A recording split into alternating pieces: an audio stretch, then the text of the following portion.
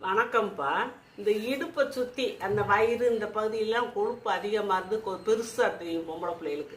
அப்படின்ட்டா கர்ப்பம் உண்டாகிறது ரொம்ப சிரமம், குழந்தை பாக்கியம் கிடைக்கிறது சிரமம்.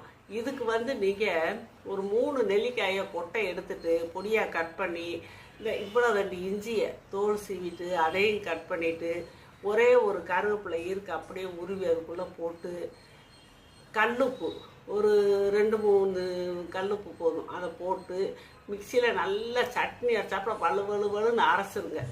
அரைச்சிட்டு கொஞ்சம் தண்ணியை கலந்து அதை கழுவியே ஊற்றிக்கங்க. மிக்சியை கழுவி கொஞ்சம் தண்ணியை ஊற்றிக்கிட்டு ஒரு 3/4 டம்ளர் 1 டம்ளர் வரும். அதை அந்த வடிக்கக்கூடாது. அந்த நார்ச்சத்தோடு எடுத்து நல்லா சப்பி ஒரு காலை சாப்பாட்டுக்கும் மத்தியான சாப்பாட்டுக்கும் இடையில ஒரு 10:30-11 மணி வாக்கில் எடுத்து அதை சப்பி ரசித்து குடிச்சிட்டு வாங்க. 3 மாதத்துக்கு அந்த சதை கெட்ட கொழுப்பு எல்லாம் குறைஞ்சிரும். உங்களுக்கு கர்ப்பமுடைய